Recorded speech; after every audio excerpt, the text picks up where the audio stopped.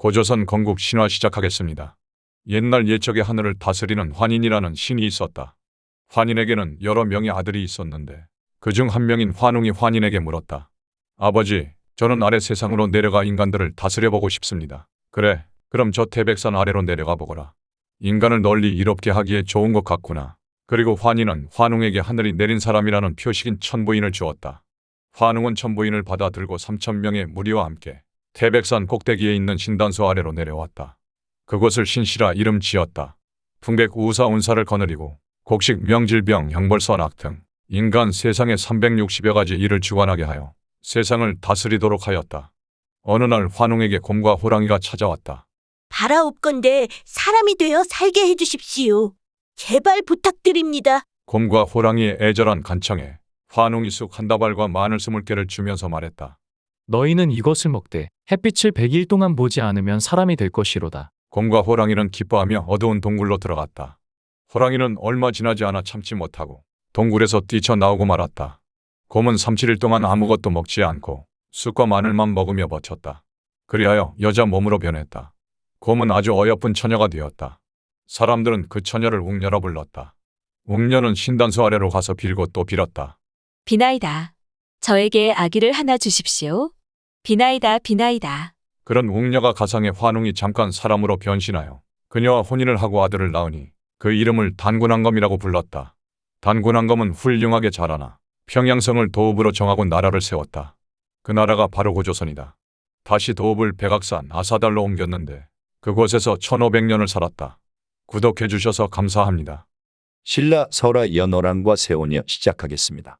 때는 신라 제8대 아달라왕 즉위 4년이었다. 동해 바닷가에 연호랑과 세오녀 부부가 살고 있었다. 아주 가난했지만 서로의 사랑이 깊어 무척이나 행복한 부부였다. 어느 날이었다. 세오녀, 바닷가에 가서 해초를 따오겠소? 네, 잘 다녀오셔요. 연호랑은 미역을 뜯기 위해 신발을 벗고 바위 위로 올라섰다. 바로 그 순간 바위가 움직였다. 파도를 타고 어디론가 흘러가는 것이 아닌가? 아, 왜 이러지? 세오녀, 세오녀. 연호랑은 놀라서 세오녀를 힘껏 불렀다. 그런 연호랑에도 아랑곳하지 않고 바위는 두둥실 떠내려갔다. 그러다 잠이 들어 일어나 보니 사람들에 둘러싸여 있었다. 이 사람은 하늘이 보낸 사람이다. 누군가의 목소리가 들렸다. 이곳은 오키라는 곳입니다. 오키라. 그럼 외나라가 아닌가? 연호랑의 머릿속은 하얗게 되어버렸다. 저희들의 왕이 되어 주소서. 연호랑은 그들의 간절한 부탁에 결국 왕이 되기로 했다. 한편 세오녀는 연호랑이 돌아오지 않자 연호랑을 찾아 바닷가로 갔다.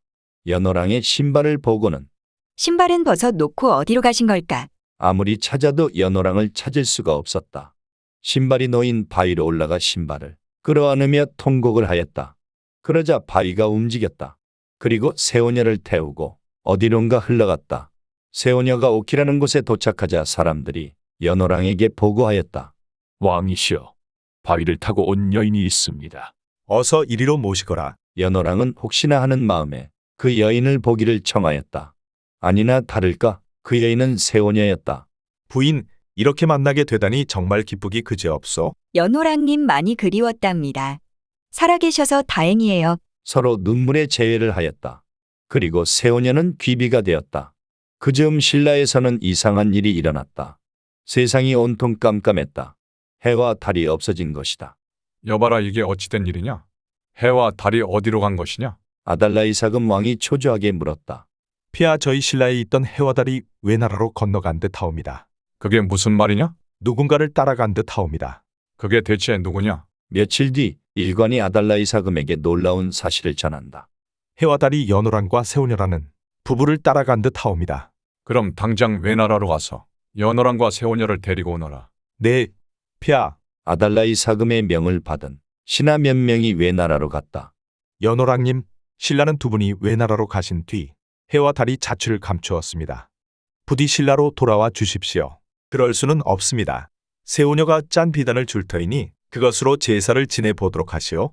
그럼 해와 달이 돌아올 것이오. 연호랑의 완강한 태도의 신하들은 세오녀가 짠 비단을 들고 신라로 돌아와 제사를 지냈다. 그러자 해가 솟아올랐다. 그리고 밤이 되자 달도 떠올랐다. 신기한 일이었다. 아달라이사금은 세오녀가 짠 비단은 해와 달을 맞이하는 우리나라의 법에이니라. 중요한 곳에 보존토록 하여라. 신하들은 제사를 지낸 곳에 창고를 짓고 세오녀가 짠 비단을 보관하였다. 이 창고를 귀비고 라 이름 지었다. 그리고 제사를 지낸 이 마을은 해를 맞이한다는 영일로 불렀다. 여기에는 태양 숭배 사상이 숨어 있다. 불교가 나라의 국교로 받아들여지기 전 여러 영물이나 초자연적인 존재에 대한 숭배 중에 하나였던 것이다. 구독해 주셔서 감사합니다. 견훤의 아버지 아작에는 상주가언년 지금의 문경의 농민이었으나 부를 축척하여 장군이 되었다. 두 부인을 두었는데 상원 부인과 남원 부인이다. 첫째 부인 상원 부인과의 사이에서 태어난 장남의 이름을 헌이라 하였다. 867년 어느 여름이었다. 분홍이었던 아작에는 사병들과 노비 몇몇을 데리고 본인의 논마지기를 살피러 갔다. 소장농들과 노비들이 모내기를 하고 있었다. 이복에 그래도 우리는 다른 지역에 비하면 살만한 거야. 그렇지, 다른 곳은 지금 도적들이 들끓어서 농사를 지어도 소용이 없다지. 그래, 그리고 뭐 칼든 도적만 도적인가 칼만 안 들었지. 죄다 도적놈들이지 뭐. 우리는 촌주님이 지켜주시니까 입에 풀칠이라도 하는 거라고. 논을 다 살필 때쯤 멀리서 안악들이 몰려오는 소리가 들렸다. 새참거리를 머리에 이고 논두렁으로 걸어오고 있었다. 선두로 선자가 아자개의 부인인 김씨와 유모였다. 너른 들판으로 가서 머리에 이고 온 소쿠리를 내려놓았다. 소쿠리 하나를 대여섯 명이 두르고 앉아 참을 들었다. 북적북적 왁자지껄한 것이 시장이 따로 없었다. 부인 김씨가 아자개 옆으로 가 앉으며 이것저것 수발들며 챙겼다. 촌주 나으리, 큰일 났습니다. 무슨 일이냐? 애기씨가. 행랑아범이 당황하여 말을 잇지 못하자 아자개는 행랑아범이 손으로 가리키는 곳으로 뛰어갔다. 이런, 큰 호랑이 배 밑에 아기가 누워 있었다. 아기가 손을 들었다 내렸다 하는 모습을 보고는 아기가 살아있다. 아자개는 사병들과 조용히 앞으로 갔다. 호랑이는 아자개가 다가오는 것을 보고도 움직이지 않았다. 호랑이와 아자개의 무리가 서로 대치하고 있는 동안 아기는 뭔가는 빨고 있는 듯 보였다. 멀쩡하게 살아있는 것이다. 얼마 안 있어 호랑이는 일을 다 마친 것 마냥 슬그머니 일어나 숲 쪽으로 사라졌다. 아자개가 아이한테 달려가 살펴보니 입에 모유가 묻어 있었다. 호랑이의 모유를 먹고 있었던 것이다. 이런 이 아이가 천하를 호령할 쌍이 아니던가? 아자개가 혼잣말로 중얼거렸다. 그리고 헌의 미래를 생각하니 가슴이 벅차올랐다. 아이가 잘못됐을까봐 지레짐작하며 울고 있는 김씨 부인을 바라보며 부인, 헌이 훈육에 정성을 쏟아주시오. 필히 좋은 일이 있을 것이오. 라고 말했다. 신라설화 박혁것의 탄생설화 시작하겠습니다. 때는 기원전 69년이었다. 알천의 양산촌, 돌산의 고호촌, 무산의 대수촌, 취산의 진지촌, 금산의 가리촌, 명월산의 고야촌의 6촌장이 모여 회의를 하였다. 우리 6부 족을 이끌어줄 지도자가 필요합니다. 그렇소이다. 서로 의견이 달라 다툼이 일어나고 무엇이 옳고 그른지를 바로 잡아줄 지도자가 필요합니다. 그때였다. 저길 보시오. 고호촌의 촌장이 손가락으로 하늘을 가리키면서 말했다. 모두 손가락이 가리키는 남쪽 하늘을 쳐다보았다. 하늘 위에서 한 줄기 빛이 양산촌의 한 마을을 비치고 있었다. 저 빛이 비추는 곳으로 가봅시다. 빛이 비치고 있는 곳은 양산촌의 나정이라는 우물이었다. 그 우물 앞에서 하얀 말 한 마리가 다리를 굽혀 큰 절을 하고 있었다. 몇 번씩이나 다리를 굽혀 절을 하는 모양이 보통 일이 아닌 것 같았다. 사람들의 인기척을 느낀 말이 재빨리 하늘로 올라갔다. 하얀 말이 떠난 자리에는 붉은색의 광채를 띤 큰 알이 하나 있었다. 그렇게 큰 알은 처음 보는 것이라 모두 놀라 입을 다물 줄 몰랐다. 고호촌 촌장 소벌돌이는 조심스레 다가가 알을 만져보았다. 그리고 살짝 두드렸는데 알이 반으로 깨어지는 것이 아닌가. 그리고 그 알 속에 아주 똘망하게 생긴 사내 아이가 웃고 있었다. 6촌장들은 아이를 안고 동천의 샘으로 달려가 목욕을 시켰다. 그저자 아이의 몸에서 빛이 쏟아져 나왔다. 이 아이가 장차 우리 마을의 지도자가 될 큰 인물인가 봅니다. 소벌돌이의 말에 나머지 5촌장이 고개를 끄덕였다. 그럼 이름은 무엇이오? 세상을 밝게 다스린다는 뜻의 혁것에 어떻소? 그럼 성은 무엇이오? 성은 박이라 합시다. 그럼 박혁거세라면 되네요. 그렇소? 이제 우리 왕을 얻었으니 왕비를 찾아주어야 하오. 이렇게 이야기를 마무리 짓고 얼마 지나지 않아 양산촌의 아령이라는 우물가에서 닭처럼 생긴 계룡 한 마리가 나타나 우물가에서 울부짖고 있었다. 그 울부짖음이 어찌나 컸던지 사람들이 아령 우물가로 몰려들었다. 계룡은 옆구리에서 예쁜 여자아이를 낳고는 재빨리 하늘로 올라갔다. 혁거세한테 했던 것처럼 사람들은 냇물로 데려가 목욕을 시켰다. 아이의 주둥이에 붙어있던 주둥이가 쑥 빠지면서 입술이 나타났다. 아름다운 여자아이였다. 이 아이는 박혁거세의 배필로 내린 우리의 왕비요. 다들 박수를 치며 기뻐했다. 촌장들은 여자아이에게 아령 우물가에서 태어났기에 아령이라는 이름을 지어주었다.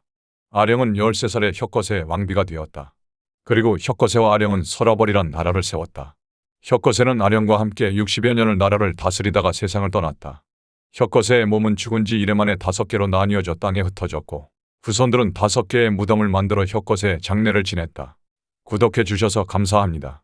설화 해통 스님과 수달 5마리 시작하겠습니다. 때는 신문왕 시절이다. 소면 소는 대로 백발백중인 사냥꾼이 있었다.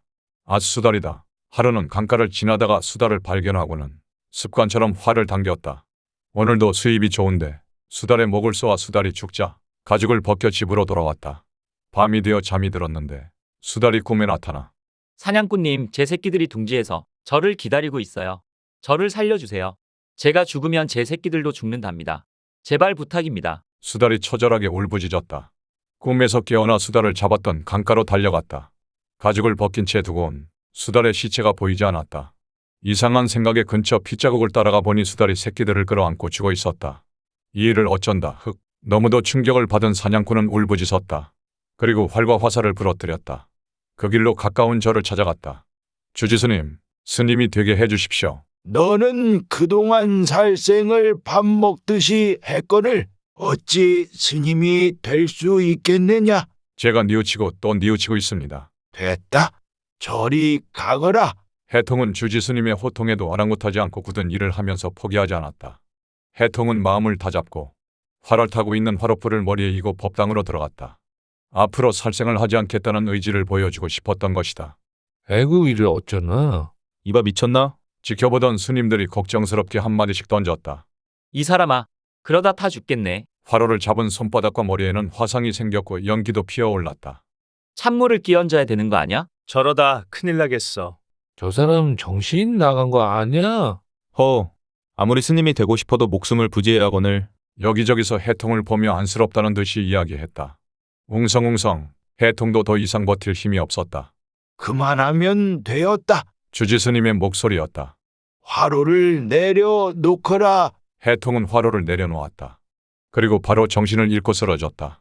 다음날 아침 눈을 뜨니 거짓말처럼 흉터가 사라져버렸다. 해통은 부처님께 감사한 마음으로 부처님 섬기는 일에 정성을 다하였다. 구독해 주셔서 감사합니다. 폐하, 이 정도면 백성들이 더욱 불교를 숭배하겠지요? 그렇소. 상대 등 수고했소이다. 폐하, 아직도 박혁거세를 시조신으로 모시는 백성들이 있다고 합니다. 박씨왕조, 석씨왕조에서 김씨왕조로 정립되었는 지가 언제인데 박혁거세 신인이 아령 신인이 하며 아직도 숭배하고 있다고 하니 이것은 신라의 발전에 좋지 않은 영향을 끼치므로 불교를 더욱 진흥하여야겠습니다. 고승들의 이야기를 잘 만들어 보시구려. 그런 이야기가 퍼져야 숭배할 마음이 생길 것이 아니겠소. 네, 폐하 분부받잡겠나이다.